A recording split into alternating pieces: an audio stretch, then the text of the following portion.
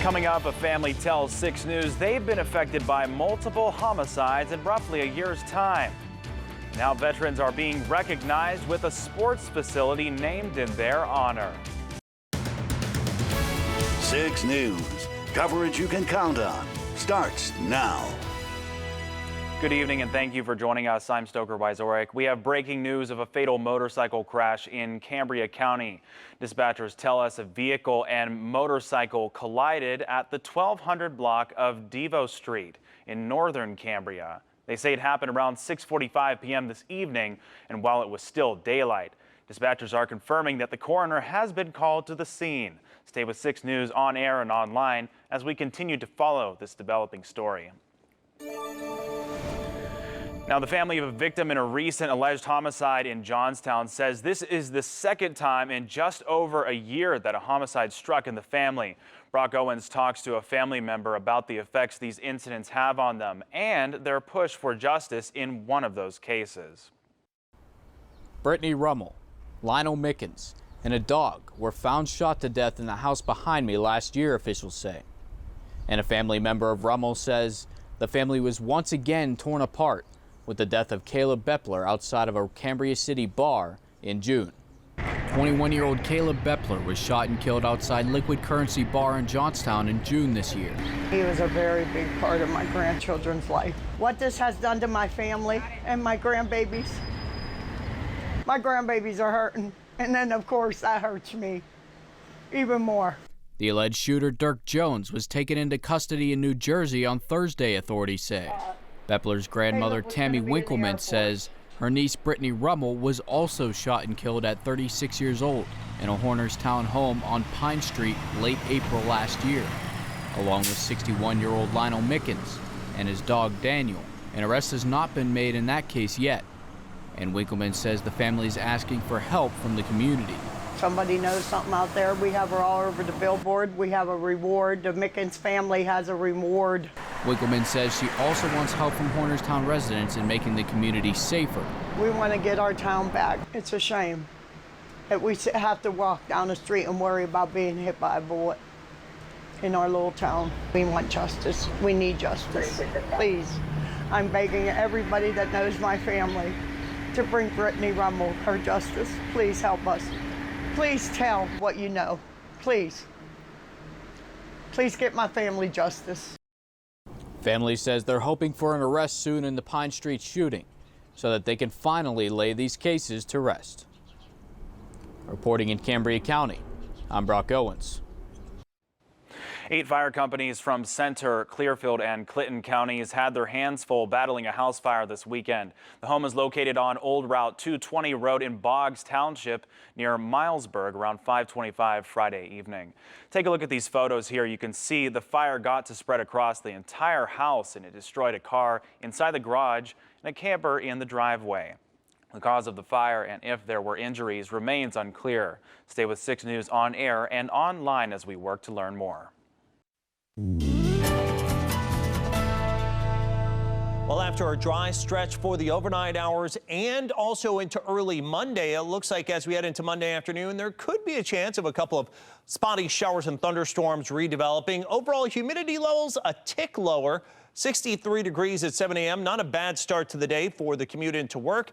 Noontime, we're at 78. Keep an eye to the sky, though, during the afternoon. High temperatures right around 80, and there could be some scattered afternoon showers and thunderstorms as well. I'll let you know how many more could come this week in my full forecast. Cars you wouldn't normally see on today's roads could be seen at a car show on Scalp Avenue in Johnstown this evening. They say each night they have these shows and they take on a different theme. Both old and new cars were on display at today's car show. President of the Johnstown Street Survivors, Kevin Collins, says some people who come to these car shows also show up for the swap meets that the organization has twice a year.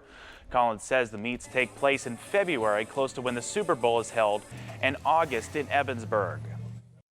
Usually Sunday evening, there's not much going on in the car community as far as cruises or shows, but everybody gets together, have a bite to eat from Valley Dairy, just hang out and talk and enjoy the music. Collins says proceeds gathered at the event go to one of 3 observed charity organizations each year. He says the turnout this year is what organizers usually see. Coming up, authorities sharing new information about the inmate who is now back in custody after escaping the Warren County Prison.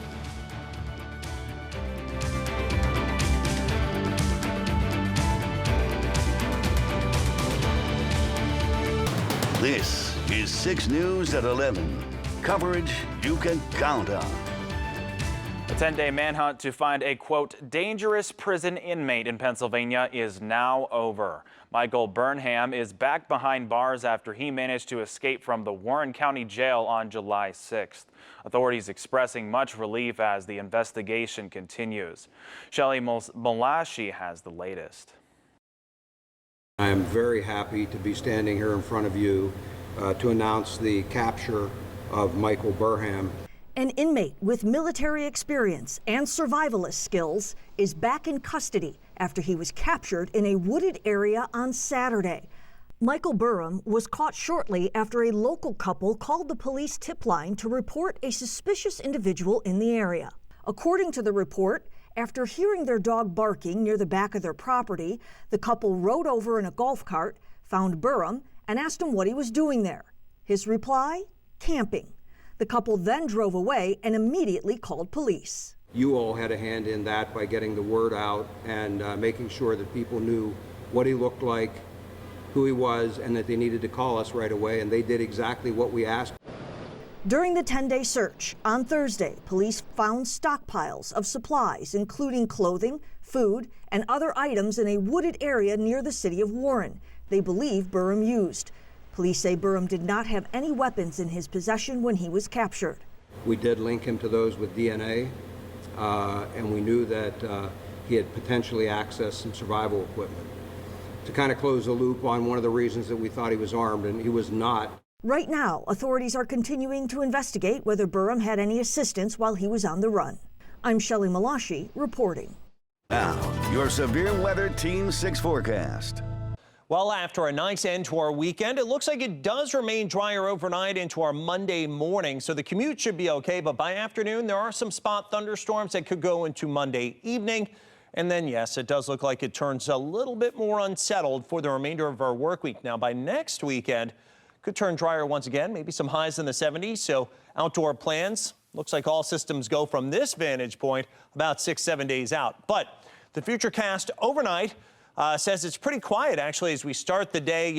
Early Monday morning, lots of 60s. Could even have a couple of upper 50s in the cool spots. Notice the showers, though, begin trying to build in from the west as we head through the midday and afternoon hours. Tomorrow, most of the day, I think we see sunshine and patchy clouds, but by about 2:45, 3 o'clock, there your spotty storms. Maybe some heavier stuff. Johnstown back up to State College, Clearfield, Driftwood by about 5 p.m. as you're heading back and forth here on 80. It looks like it could be wet. Down 99 at about 6:30. Got some heavy downpours here potentially from Johnstown back to Ligonier. Rain cooled back into the 60s to near 70 by then. And it looks like it stays moist all the way into Monday evening and maybe even the wee hours of Tuesday morning before that begins to dry out.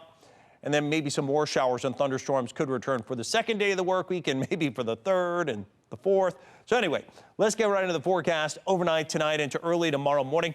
No umbrella needed here. Temperatures settling down to about 60 to 65 overnight into the wee hours of early Monday morning. Maybe an early workout should be nice with about 63 at 7 a.m. As we work through the midday hours, sunshine with a couple of patchy clouds and back through the 70s. And then again, some of those showers and thunderstorms with highs in the 80s into the afternoon hours. So 62 is mostly clear sky we see overnight. A bit less humid, not a bad start to your Monday and your work week. For tomorrow, we're at 83 degrees, some morning sunshine followed by afternoon clouds and also some PM scattered thunderstorms. So keep those in your plans, especially, say, summer camp or anything outside that you have planned for tomorrow afternoon after work. Looks like it could get wet with that high temperature at about 83. And good chance of some showers and storms, not only for Monday afternoon and Monday evening, but again on Tuesday with high temperatures close to 80 there. Humidity stays a little bit on the muggy side into the week. On Wednesday, 79 degrees, some showers and thunderstorms. I think, again, this is kind of increased humidity here that goes into Thursday as well as Friday. 50 to 60% chances of rain there, so you will need your umbrella and your rain gear to wrap up the weekend. That's a more significant cold front. Could take us down to highs in the mid to upper 70s for Saturday and Sunday into next weekend. And look at those low temperatures, real nice, back down into the 50s. And heat advisories are now in effect for most of the U.S., from Florida to California and up to Washington state. The National Weather Service today issued a warning urging people to not underestimate the life-threatening conditions. In California, temperatures at Death Valley are forecasted to reach 128 degrees, and Phoenix, Arizona is poised to shatter a record as temperatures there surpass 110 degrees for 2 consecutive weeks. Forecasters expect the high temperatures to persist into next week. At least 3 people are dead and several others are unaccounted for after severe flooding hit Pennsylvania's Bucks County on Saturday. Officials say torrential downpour caused flash flooding in the Washington Crossing area, catching motorists, leaving them trapped on roadways. Emergency crews arrived to the area and began rescue efforts. Officials say at least 3 people were swept away by the floodwaters and found dead outside of their cars. At least 4 other people remain unaccounted for, and as search and rescue efforts continue. Additionally, other surrounding roads are still closed due to downed trees and broken roadways. Major airports across the Northeast are warning of significant delays to flights as storms are moving across the region. All flights servicing the major airports around New York City and Boston facing ground stops early this afternoon. Boston Logan International Airport is currently under a ground stop due to thunderstorms, according to the Federal Aviation Administration, and LaGuardia Airport is also under a ground stop due to thunderstorms. Travelers are advised to contact their airline for their flight status before heading to the airport. You might have noticed airfares are down so far this year. Prices have fallen about 18% in the year through June and 8% between May and June. That's even as traffic in the skies reaches record highs. There are many factors contributing to the drop, and one big one is drops in energy prices. And as they fall, airline prices fall too. An aggressive hiring campaign for all positions and more flights is helping to bring capacity back to pre-pandemic levels. Now, in other news, SpaceX launched a new round of Starlink satellites into orbit Saturday night. A Falcon 9 rocket topped with 54 satellites lifted off from Cape Canaveral in Florida just before midnight. The launch was initially set to take place early Friday, but was aborted at the last minute. Today, the Falcon 9's first stage returned to Earth for a vertical touchdown about 8.5 minutes after launch, touching down on the SpaceX drone ship, a shortfall of Gravitas. Meanwhile, the Falcon 9's upper stage continued carrying the satellites to orbit. Today's launch marked the 16th flight for this particular boosters.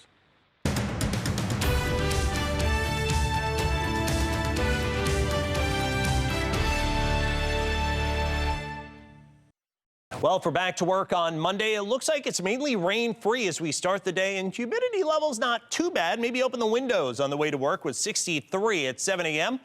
and then working to near 80 degrees over the lunchtime hours. And then as we head into the afternoon, unfortunately, yes, there could be some more spotty to scattered storms. But yes, it is July. It's to be expected as we go through about 3 to 5 to 7 p.m. So I'd have your umbrellas ready there, and it could be unsettled for a good portion of the rest of the work week. And that's all for 6 News tonight. Thank you so much for watching and have a great night. Appreciate it.